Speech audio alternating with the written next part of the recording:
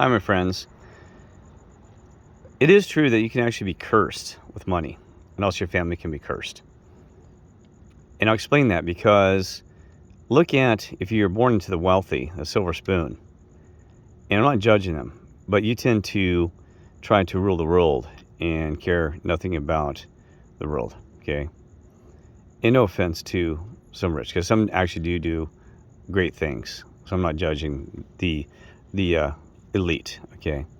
But in general, like that, you got to look at, the Warren Buffett, the Buffetts, the Bill Gates, the Elon Musks, that they'll do the little fundraiser foundations, but then to truly help the people and actually get out there and roll up their sleeves just doesn't exist, right? And they could do so much more, right? Well, we know that because seriously, I mean, if I had their money, that I would probably change the world in seconds. But some had something with this. Didn't we see that Brett Favre even? Look at this. He had a foundation that is horrifying, sad what happened in that situation, right? That through greed, him and the governor are actually in trouble now for squandering funds. And some of those funds are supposed to be used for children in hospitals and also the medical care, children with cancer and other things like that, that they had rerouted money to his daughter's college program, right? You got to be kidding me. And this guy is supposed to be a Christian, is my understanding. So I don't have the complete facts, but here's the thing is, I'm going to explain this about the cursed with money. That your odds of being spiritual and being a good spirit on top of that goes diminishing as the more money that you're born with in the mouth, the silver spoon. Not kidding you. Look at Paris Hilton even. Don't recall her talking about some of the world situations, how she's going to help the world and this and that, right? But anyway, so I'm going to do this from a personal standpoint. I know this from a personal standpoint. When I was growing up, as a young gentleman in Montrose, Colorado, there's always traffic. You know, there is nobody ever come by. There's been nobody here in, oh my gosh, hours. I told you, every time I start talking, we've been through this a million times, all of a sudden the traffic starts coming. I'm not kidding you. You see the crickets? There's been crickets for hours. Every time I start to record, and it's not a timing thing. Let's see, it's 9:58 here. Well, come on. Everybody gets off at exactly 9:55. Okay, well, let's not go there. So, when I was growing up, Mark Sharman, I was about, when I started into him, he was with my brother, and I heard some of the story. Mark Sharman, is one of the young gentlemen that I grew up with in Colorado. He's a little older. He hung around with my Todd, my middle-aged brother, was older than me, and that's how I got to get to be a part of Mark's life, right? And so I think I was about 10. See, this is unreal. You gotta be kidding me. Anyway, so I was about 10 years old, okay? And then this actually, I'm still friends with them today, right? But here's the thing about Mark. God darn it. See, you're like Kirk like Dragon. I know, I apologize. It's just all the dang distractions. So Montrose, he's about 10 years of age. His dad he's a multi-millionaire. I'm not kidding you. And this is back in the 80s. His dad had construction businesses and basically built Telluride. There goes another NPC driving on the B system. You're kidding me. So anyway, he built Telluride, which is a ski resort town, basically. He owned a lot of property, a lot of equipment, and all these other things. And he also Montrose, Colorado. He owned tons of property. He owned probably about 60, 70% of the property that was being developed. I'm not kidding, huge. Tons of places all over Montrose.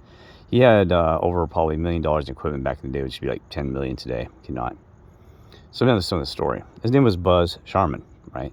Mark's dad. Mark was a single young gentleman that joined Sharman with his mother and stuff like this. Well, when I was about 10 years of age, and I didn't know Mark that long. This actually happened within a brief time when I just first had met Mark. So I never got to really meet Buzz. So it may have been 12 years. It doesn't matter. Somewhere in that time, 10, 12, right? So his dad goes to Vegas, and he never returns. He said he had a heart attack.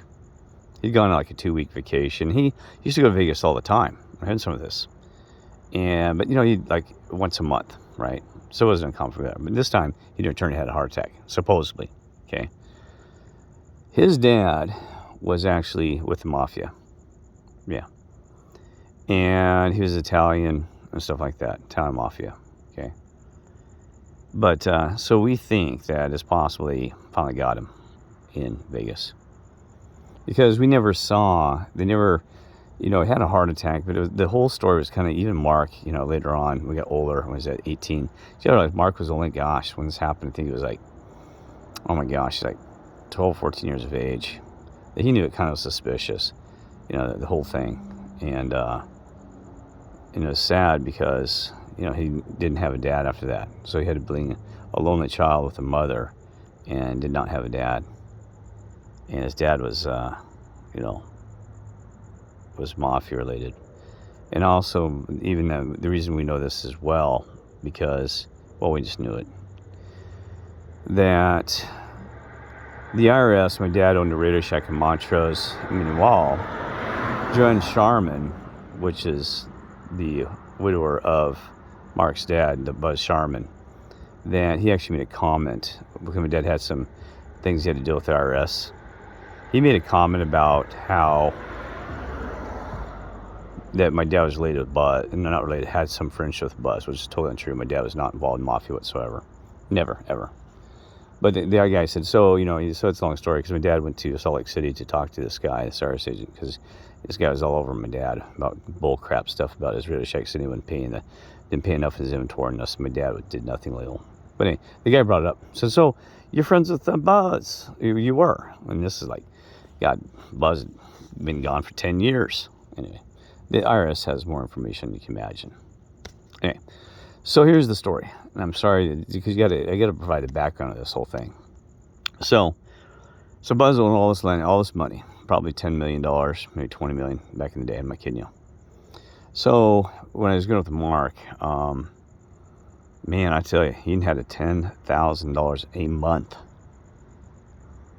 a month check every month, and it was one of those estate thingies, $10,000 a month till the time he was like 21. So Mark was just, he bought drag racing cars. He bought, he had a Camaro. He had a silver leaf paint put on. He had the most expensive vehicle. He actually had a hot tub in his house. How many kids in the 80s had a hot tub? And his basement was like his own little, pad at, 18. Crazy, right? He had a Marantz radio system. Just kick butt. The guy always had money because of this, right? But the sad thing was about it is that Mark, even to this day, he's an atheist. That he was so blessed with money, which is actually a curse, that he is an atheist. And he's a great guy, though. That's just amazing. If you ever met him, you'd love him, because he's hilarious. He's always a joker, always fun to be around, which is unusual because he was never really showed depression as some of these wealthy kids with a silver spoon are. He was always, always been happy-go-lucky and stuff and that, always. But, he was always a positive person to be around. And even to this day, he is 54 now. Hasn't, he does this marketing stuff and, but he makes like $200 a month, just kind of more playing with it. And so he's never worked a day in his life, in all honesty. Never worked. He works from home, and he's just never actually had to do a real job like everybody else. And he lives in Denver. But the thing is that's my point, is that these families are cursed, because they're cursed with the money, because it'll go on from generation to generation. Now, Mark has no children, and that was a decision between him and his wife. I guess they just didn't want to have children. And which is sad, because Mark wanted to, but she didn't. And I don't want to, insult their relationship or what the thing is good, but I tell you, that lady he's with, man, has just been nothing but, she's a psychiatrist, psychologist, and boy, I tell you, she came from a broken home, and she has just flattened him out. We saw it right away that she flattened him about how, Mark not meeting his full potential.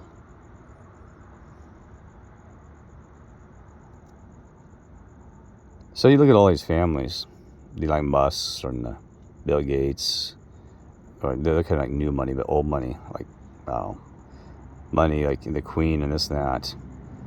It's a curse to them. I'll explain more about that curse, because this curse just gets handed down, so they never really get to be with the people or be a true human being, being real, right? Now here's what I'm going to tell you about Buzz, and I'm sorry it's so damn long. I didn't mean to do this all these distractions, this car. This is ridiculous. I have never seen anything. I've been here all day and nights, and I've never seen anything like this. This is ridiculous. I mean, it's anyway, let's not give attention. It's that whole reality thing. Well, let's distract Kirk while he's trying to help brothers and sisters with the story. All right, so anyway, Buzz was mainly about my dad, even when, he told me that even when Buzz, he was alive, that money just came out of nowhere. It wasn't even the mafia. This guy could not make a mistake. It was like this luck of curse. Kid you not. He was, because my dad talked to his financial advisor that can manage all his money. And he told my dad one time, he goes, I have never seen anything like this guy. He said, man, he'll just throw money out nowhere, and I don't know what to do with all this other money. So he goes, I'll go buy the stock. Like one of them bought Teledyne in Fort Collins. Something like he spent $5,000 in a day on that. See, this is bullshit. See the language. All this traffic out in a freaking back street out of nowhere in San Diego. You got a freaking are you kidding me, like a highway? That's the evil ones trying to, I'm not kidding about this, folks, is real. I command that stop, Father and Lord, time sequence. I can't focus, and these people don't have time for me to sit there and babble. So please fix that, all right? No more cars, no more distractions. In the name of the Lord, okay? Through all dimension, time frame, reality. Okay, so here's the thing is, money just came out of nowhere. I mean, seriously, he would put like 5,000 something in Teledyne, or what was it, like 1,500, something ridiculous. When Teledyne, I don't know if you're familiar with the company, it doesn't matter, because you just need the story, didn't care.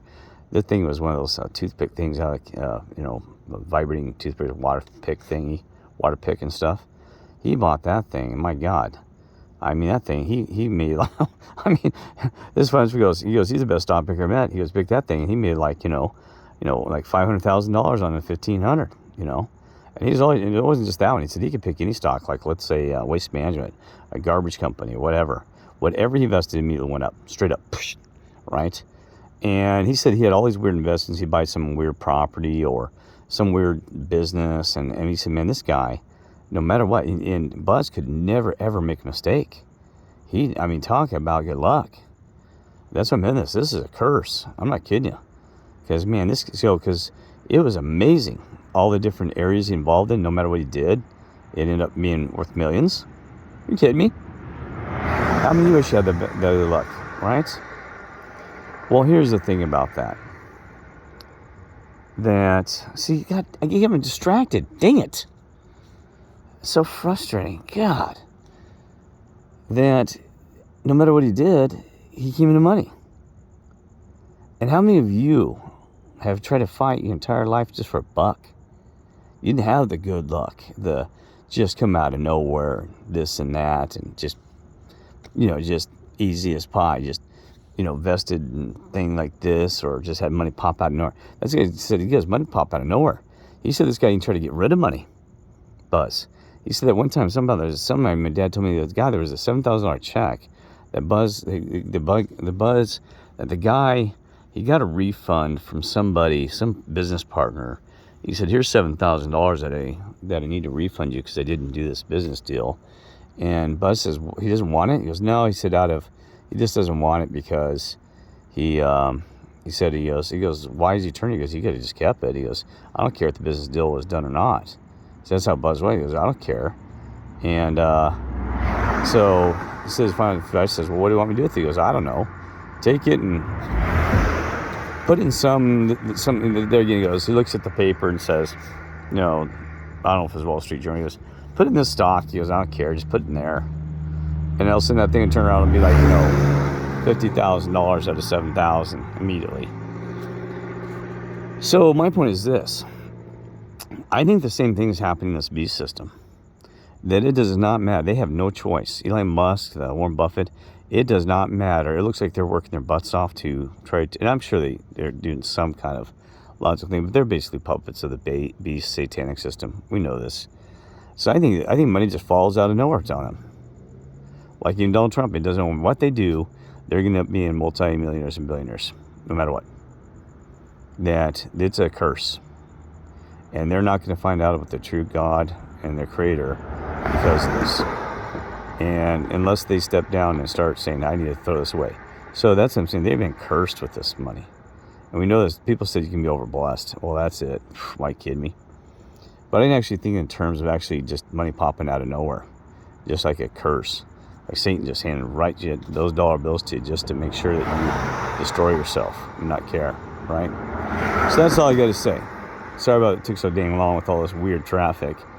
And I'll try to do faster and better on these videos. But yeah, I'll just do these off the hip.